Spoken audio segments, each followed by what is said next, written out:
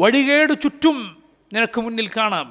ജീവിതത്തിൽ ഒരിക്കൽ പോലും തൻ്റെ റബ്ബിനു വേണ്ടി ഒരു സുജൂദ് പോലും ചെയ്തിട്ടില്ലാത്തവൻ, ബിംബങ്ങൾക്ക് മുന്നിലും ഖബറുകൾക്ക് മുന്നിലും കുരിശുകൾക്ക് മുന്നിലുമെല്ലാം കൈകൂപ്പിയും തലകുണിച്ചും സുജൂദ് ചെയ്തും കഴിഞ്ഞുകൂടുന്നവർ, അല്ലാഹു അല്ലാത്തവരെ വിളിച്ചു പ്രാർത്ഥിക്കുന്നവർ, റബ്ബല്ലാത്തവരിൽ അവലംബമർപ്പിക്കുന്നവർ, തങ്ങളുടെ കയ്യിലും അരയിലും ഒക്കെ കെട്ടിയ ഉറുക്കുകളിലും ചരടുകളിലും ഏലസുകളിലും അവലംബമർപ്പിക്കുന്നവർ, അവർക്കെല്ലാം ഇടയിൽ നിന്ന് ലാ ഇലാഹ ഇല്ലല്ലാഹ് എന്ന കലിമത്തു തൗഹീദിൻ്റെ വാഹകനായി, അത് മനസ്സിലുറപ്പിച്ചവനായി, റബ്ബിലേക്ക് മാത്രം കൈകൾ ഉയർത്തുന്നവനായി, അവനിൽ മാത്രം അവലംബമർപ്പിക്കുന്നവനായി അള്ളാഹു നിന്നെ തിരഞ്ഞെടുത്തെങ്കിൽ അതിനേക്കാൾ വലിയ അനുഗ്രഹം മറ്റെന്തുണ്ട്?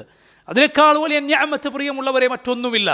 റസൂലുള്ളാഹി സ്വല്ലല്ലാഹു അലൈഹി വസല്ലം പറഞ്ഞതുപോലെ അള്ളാഹു അവൻ ഇഷ്ടമുള്ളവർക്കും ഇഷ്ടമില്ലാത്തവർക്കും സമ്പത്ത് നൽകും. എന്നാൽ വലാ യുഅ്തിൽ ഈമാന ഇല്ലാ മൻ യുഹിബ്ബ്, അവൻ ഈമാൻ അവൻ ഇഷ്ടപ്പെടുന്നവർക്കല്ലാതെ നൽകുകയില്ല. അതുകൊണ്ട് പ്രിയ സഹോദരങ്ങളെ, അമൂല്യമായ രത്നങ്ങളെക്കാൾ, നമ്മുടെ ഈ ലോകത്തെ എല്ലാ സമ്പത്തിനേക്കാൾ, നമ്മുടെ ഭാര്യയേക്കാൾ, മക്കളെക്കാൾ, മാതാപിതാക്കളെക്കാൾ, സകലതിനേക്കാളും വിലപ്പെട്ടതാണ് നമ്മുടെ ഈമാൻ. നമുക്ക് ലഭിച്ചിട്ടുള്ള തൗഹീദ്, റസൂലുള്ളാഹി സ്വല്ലല്ലാഹു അലൈഹി വസല്ലമയുടെ സുന്നത്ത് പിൻപറ്റാൻ, ബിദ്അത്തുകളെ അതിനെ അവഗണിക്കാൻ, അതിലേക്ക് പോകാതിരിക്കാൻ, അത് വലിച്ചെറിയാൻ അള്ളാഹു നമ്മുടെ മനസ്സിൽ ഈ ചിന്തയിട്ട് തന്നിട്ടുണ്ടോ? അതിനേക്കാൾ വിലപ്പെട്ട മറ്റൊരു അനുഗ്രഹവുമില്ല.